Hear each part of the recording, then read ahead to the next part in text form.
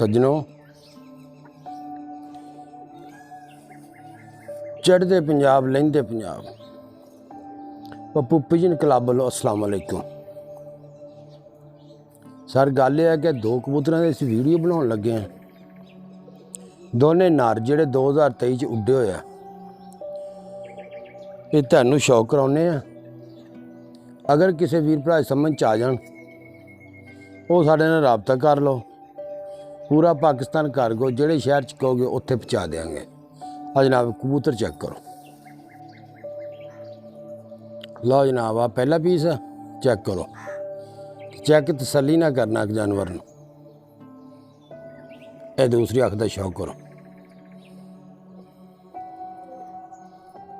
अब पार कुंदे का शौक करो जनाब।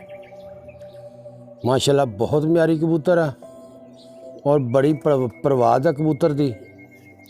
ये 2023 उड्डा होया जनाब। ठीक है, 2 साला कबूतर है।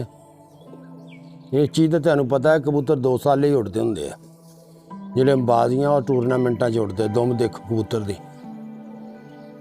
बंद जोड़, सख्त वजूद, लम्मी हड्डी का कबूतर है। पंजा का शौक करो जी।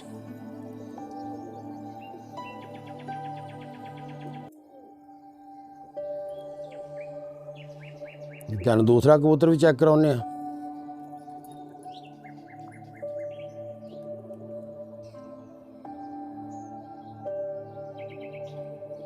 लो जी, दूसरा चेक करो जनाब पट्ठा। बहुत परवाजी कबूतर है। गौर न चेक करो जनाब। आ पर कुंदे का शौक करो।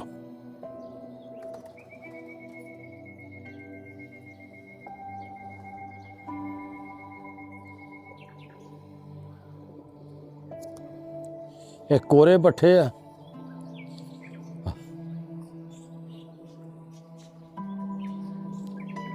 कुशल का शौक करो। आ पंजा का शौक करो जनाब।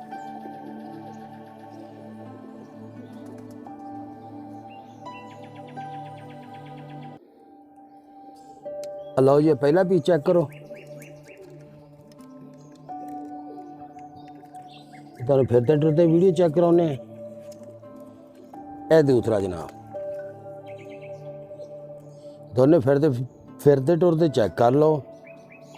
पूरा पाकिस्तान कार्गो है जनाब। जेड़े शहर च कहोगे पहुँचा देंगे।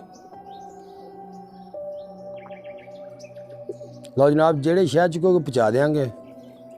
अगर साडी वीडियो अच्छी लगे सब्सक्राइब लाइक ज़रूर कर छड़िया करो। मेहरबानी जनाब, शुक्रिया, अल्लाह हाफिज़।